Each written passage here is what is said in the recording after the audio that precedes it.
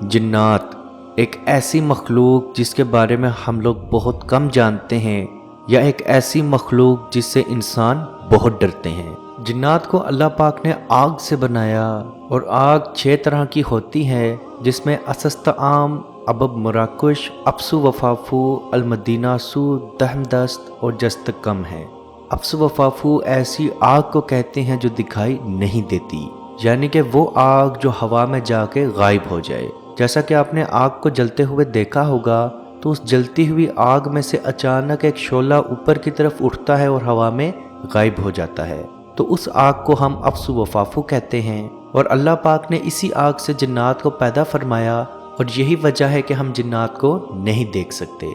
जिन्नात 4 तरह के होते हैं, जिनमें से एक तरह के जिन्नात ऐसे होते हैं जो सिर्फ और सिर्फ सफ़र करना पसंद करते हैं, यानी कि एक जगह से दूसरी जगह रहना, हवा में उड़ते रहना या घूमना उन्हें बहुत पसंद है। दूसरी तरह के जिन्नात ऐसे होते हैं जो हर तरह की गंदगी में मौजूद होते हैं, यानी कि आपके बैतुल खला से लेके आपके कूड़ेदान तक वो जिन्नात पाए जाते हैं। इसीलिए आप सल्लल्लाहु अलैहि वसल्लम ने बैतुल खला की दुआ सिखाई, यानी कि जब भी आप बैतुल खला जाने लगें तो उसके बाहर खड़े होके बैतुल खला जाने की दुआ पढ़ें और बाएं पाँव से बैतुल खला में दाखिल हों। और जब आप बैतुल खला से बाहर निकलें तो अपना दायां पाँव बाहर रख के गुफराना का पढ़ें।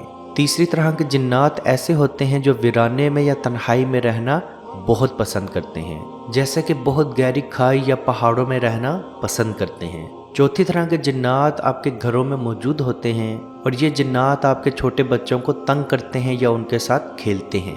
आपने बाज़-औक़ात ऐसा देखा या महसूस किया होगा कि बच्चा अचानक से रोना शुरू कर देता है, जबकि उसको भूख भी नहीं लगी होती, ना उसको कोई मसला होता है, लेकिन वो रोना नहीं छोड़ता। उसकी वजह यही जिन्नात होते हैं, और यही जिन्नात उस वक्त उस बच्चे के साथ खेल रहे होते हैं या उसको तंग कर रहे होते हैं। अब हम बात करते हैं कि जिन्नात अपनी शक्ल कैसे तब्दील करते हैं। तो अजीज़ दोस्तों, याद रखें, जिन्नात को अल्लाह पाक ने एक मखसूस जगह अता फरमाई होती है, यानी कि जब वो उस जगह पे जाते हैं तो अपनी पसंद के साथ अपनी शक्ल तब्दील कर सकते हैं। रिवायत में मौजूद है कि ज़्यादातर जिन्नात जानवरों की शक्ल में आना पसंद करते हैं और खसूसी तौर पर काले कुत्ते की शक्ल में रहते हैं। कई ऐसी अहदीस आपको मिल जाएंगी जिसमें आप सल्लल्लाहु अलैहि वसल्लम ने काले रंग के कुत्ते को मारने का हुक्म दिया।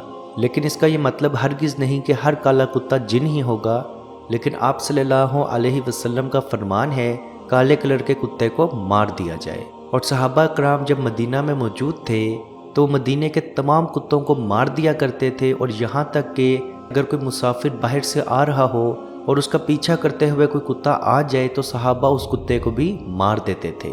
अजीज़ दोस्तों, इस चीज़ को बखूबी याद रखें, जब जिन्नात अपनी किसी मखसूस जगह पे शक्ल तब्दील करते हैं तो उनके पास उसी चीज़ की ताकत आ जाती है। यानी कि अगर जिन्नात कुत्ते या सांप की शक्ल लेते हैं तो उनके पास कुत्ते या सांप की ही ताकत मौजूद रहती है, और उनके पास अपनी असल ताकत मौजूद नहीं रहती। और जब दोबारा जिन्नात ने शक्ल तब्दील करनी हो तो उन्हें दोबारा उसी मकाम पे वापस आना होता है, और वहाँ आके ही वो अपनी शक्ल तब्दील कर सकते हैं। और जब जिन्नात ने अपनी शक्ल तब्दील की हो, यानी कि कुत्ता या सांप बने हो, और कोई इंसान उनको कत्ल कर दे, तो याद रखें वो जिन भी वहाँ मर जाता है। तो ज़्यादातर जिन्नात कभी भी अपनी शक्ल तब्दील करने की गलती नहीं करते, क्योंकि वो ये बात बखूबी जानते हैं कि इंसान हमें बड़ी आसानी से फिर मार सकता है। अगर हम ताकत की बात करें तो जिन्नात ताकत के लिहाज से इंसान से बहुत ज़्यादा आगे है। जिन्नात अच्छे तरीके से उड़ सकता है, देख सकता है, चल सकता है, पानी में तैर सकता है। इसके बरक्स इंसान ना तो तेज़ चल सकता है, ना दौड़ सकता है, ना उड़ सकता है, ना पानी में अच्छा तैर सकता है। लेकिन अल्लाह पाक ने हमें अशरफुल मखलूक़ात बनाया और हमें दिमाग जैसी ताकत अता फरमाई, और उस दिमाग की मदद से अल्लाह पाक के हुक्म से इंसान ने ऐसी ऐसी मशीनरी बनाई जिसकी वजह से इंसान तेज़ दौड़ भी सका, तेज़ तैर भी सका, तेज़ उड़ भी सका और तेज़ देख भी सका।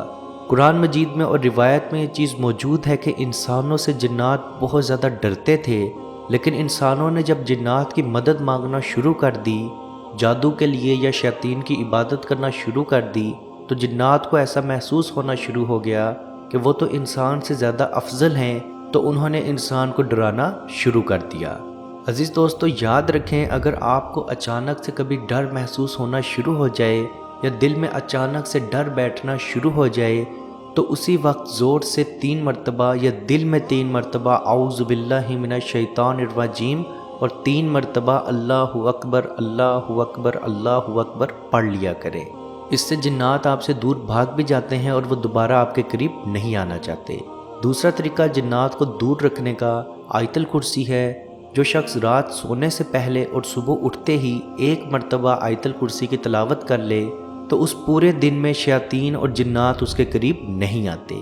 اگر کسی شخص کو جن نے قبضے میں لیا ہو تو اس کی کیا نشانیاں ہیں؟ تو اس کی نشانیاں یہ ہیں کہ وہ انسان اندھیرے میں رہنا پسند کرتا ہے، گھر سے باہر نکلتا ہے تو پورا دن گھر سے باہر رہتا ہے، گھر کے اندر آتا ہے تو پورا دن اکیلے بیٹھا رہتا ہے، ٹک ٹکی باندھ کے کسی ایک چیز کو بار بار دیکھتا رہتا ہے اور بائیں ہاتھ سے کھانا شروع کر دیتا ہے، جبکہ پہلے وہ دائیں ہاتھ سے ہی کھاتا ہو لیکن اس کے بعد وہ بائیں ہاتھ سے کھانا شروع کر دیتا ہے، تو یاد رکھیں یہ جن کی نشانیاں ہیں۔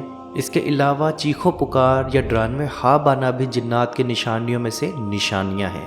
نبی کریم صلی اللہ علیہ وسلم کا فرمان ہے، جس گھر میں لگاتار 3 راتوں تک سونے سے پہلے سورہ بقرہ کی آخری 3 آیات کی تلاوت کی جائے تو اس گھر سے شیاطین جنات دور بھاگ جاتے ہیں۔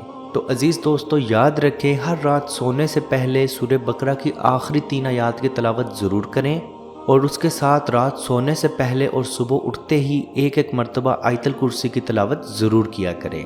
اللہ پاک آپ کو اپنی حفظ و ایمان میں بھی رکھے گا اور جنات آپ سے دور رہیں گے۔ اللہ پاک سے دعا ہے کہ ہم سب کو اپنے حفظ و ایمان میں رکھے اور کشمیر کے بھائیوں پہ خصوصی رحم فرمائے اور ان کو آزادی کی نعمت عطا فرمائے۔ آمین۔ اللہ حافظ۔ یا رسول اللہ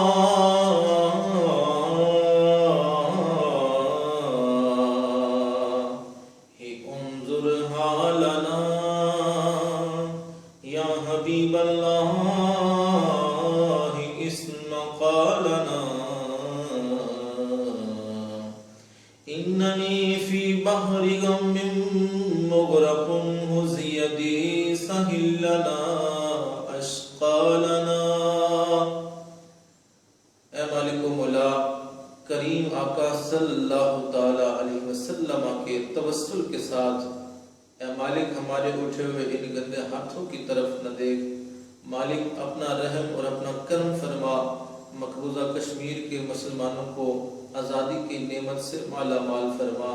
اے اللہ اس حال کے اندر جب کہ ان پر ظلم و ستم ہو رہے ہیں، اس قدر ان پر مصائب اور آلام ہیں، اے مالک و مولا اس ماہ مقدس کی مقدس گھڑیوں کا صدقہ اے اللہ کشمیر کے مسلمانوں کو آزادی کی نعمت سے مالا مال فرما۔ اے مالک جو ان پر مصائب اور آلام بارش کی طرح برس رہے ہیں، اے مالک تو اپنا خاص فضل اور اپنا کرم فرما، ان کی اس آزمائش کو، اس امتحان کے اندر ان کو کامیاب فرما، ان کی اس آزمائش کو دور فرما۔ اے مالک و مولا اپنا کرم فرما، ان کو آزادی کی نعمت سے مالا مال فرما۔ اے مالک ہم گناہگار سیاکار جو بھی ہیں تیرے محبوب کی امتی ہیں، تجھے تیرے نبی علیہ السلام کا اس کی محبوبیت کا واسطہ دے کر تجھ سے دعا مانگتے ہیں۔ اے مالک کشمیر کے مسلمانوں کو آزادی کی نعمت سے مالا مال فرما۔ اے مالک ملک پاکستان کو استحکام عطا فرما، ملک پاکستان کی سرحدوں کی خیر فرما، ملک پاکستان کی سرحدوں پر پہرا دینے والے نوجوانوں کو الہ العالمین ہمت اور حوصلہ عطا فرما۔ ملک پاکستان اور دنیا کے اندر اسلامی مملکت کے جتنے بھی حکمران ہیں، اے مالک ان کو شرم و حیا عطا فرما۔ اے مالک ان کو کفار کی آنکھوں میں آنکھیں ڈال کر بات کرنے کا حوصلہ اور ہمت عطا فرما۔ اے مالک و مولا اسلامی ملکوں کو اکٹھے ہو کر اے مالک و مولا کشمیر کی سلامتی کے لیے، حق حدرادیت کے لیے آواز اٹھانے کی توفیق عطا فرما۔ اللہم ربنا تقبل منا انکا انت السمیع العلیم وتب علینا یا مولانا انکا انت التواب الرحیم۔